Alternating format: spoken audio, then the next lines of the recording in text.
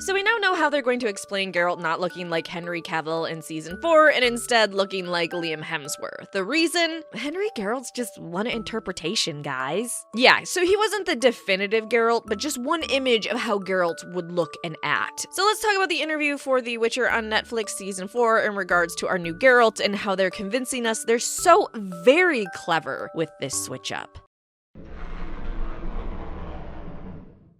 If you're out of the loop, Henry Cavill was Geralt for seasons 1 through 3 on The Witcher on Netflix, and then showrunner Lauren Hissrich decided his passion for the series was just too annoying, and because she couldn't control him like Jaskier's actor Joey Beatty, who, guess what the Lark Prophecy is now about?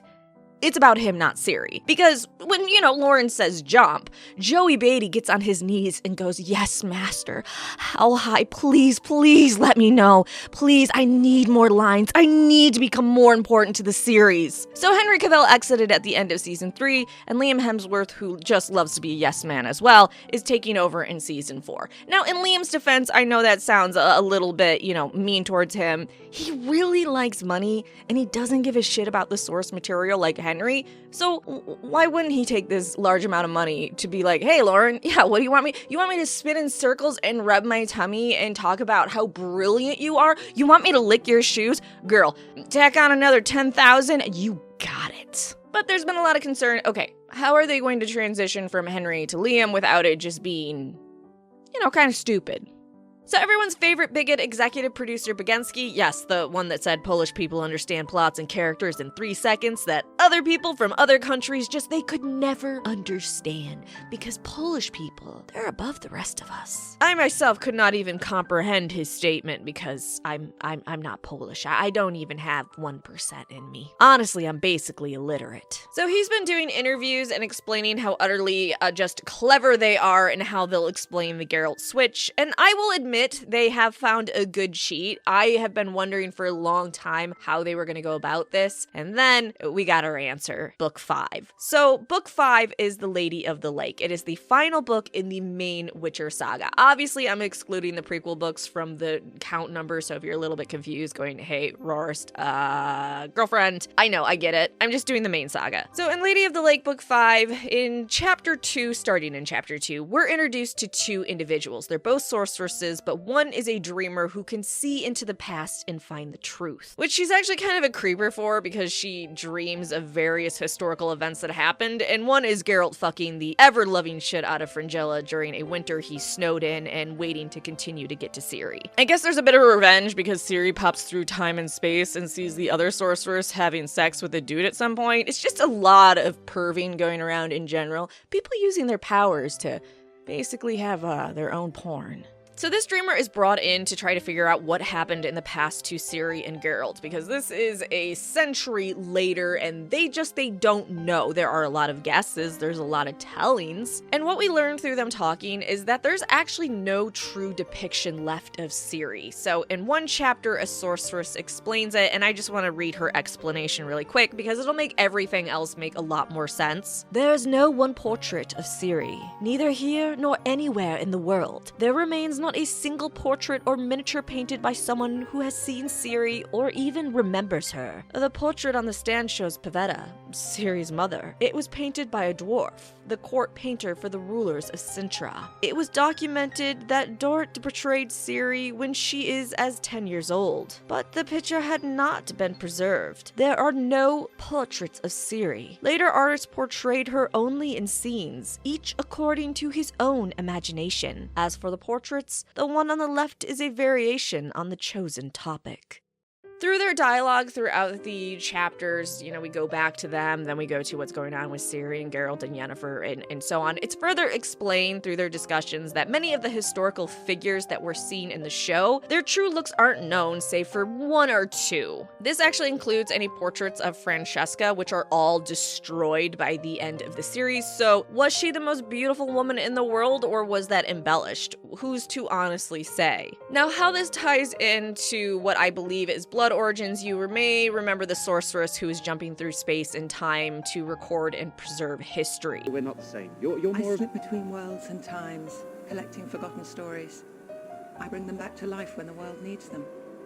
She may be a connection to those two sorceresses, or maybe a way to cut down on that storyline, because I don't see them really jumping back and forth, showing these two ladies talking and then going to what we see as current time, even though it's the past. But if she does tie into those ladies, that means how Geralt looked in seasons 1 through 3 was just one artistic interpretation of his looks, and when we see him in season 4, it's simply another interpretation. This seems even more likely, as Lauren Hissrich, showrunner for The Witcher on Netflix, explained we may see the one sorceress again in the future, sharing, "When we met her in Blood Origin, she says that she travels through time and space, that it's her job to make sure the story is not forgotten. All the time, even now that we're starting to write scripts for season 4 of The Witcher, we're talking about how we can reintroduce this character. So I definitely agree with you and would love to meet her again." Now, given the interview I'm about to talk about with Begensky, it really does seem like they might be streamlining those two sorceresses just into this one lady. So that being said, let's go into his interview and see how it matches up with how I think they're going to explain Geralt's face change. So this is what Begensky said. "Many book readers forget about the 5th volume of the saga. For me, that is one of the most important things in the whole story. I'm not talking about specific events, but the narrative framework that was introduced in this book. Suddenly, at the beginning of the book, we learn that everything we've read so far may not have been true, and this cannot be compared with, for example, the currently popular concept of the multiverse, where out of nowhere, there are many different realities. There is only one reality in Sapkowski's work, but because it is a story from the past, what we know has been filtered by various authors, historians, writers, etc. Maybe it is Jaskier's version or someone else's. Maybe Ciri had a different eye color, was a different character,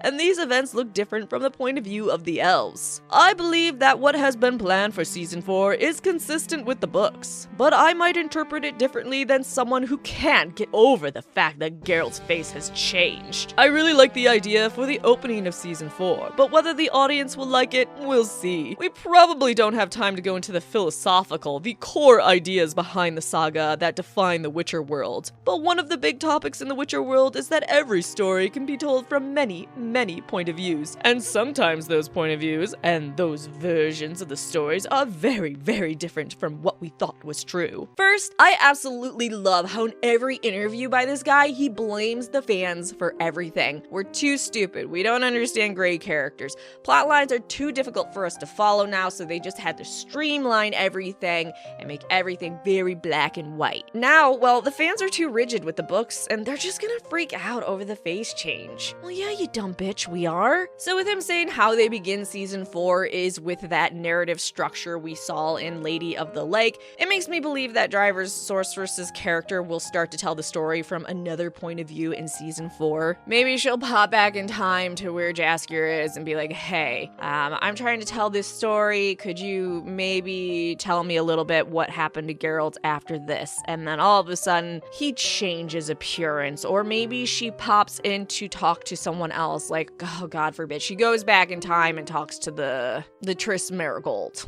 I guess it's fine to do this sort of switch up, but it's kind of interesting that you're going to do this switch up, but you also admitted you're not going to go into the philosophical, meaning behind it, which was the whole point in the 5th book and the setup of that. And you're saying, yeah, we're going to do it, but we're not going to do any of the core of it. We're not going to do any of the underlining, the meaning behind it. We're just going to go straight for, yeah, this is the way it is. It's in the books. Get over it. It's okay to admit that you guys messed up hard and drove away an actor impassioned with the books and games, and your heads are so far up your ass smelling your own shit, you couldn't realize your brilliance is choking this series to death. It feels like if you want to commit to something and you want to go, hey, book 5, it had this, we just think this is amazing, the fact that there's so many point of views and things could be incorrect, you needed to lean a little heavier into it, or not go, yeah, we're just gonna use the skin of this, but none of the meat underneath. So again, how I think they're explaining this. We are going to have a story from the future being told, and how the character's look will be changed based on the source they're going from. In season 4, they will tell the story from another source, be it a historian, a bard, or simply a painting they found of Geralt,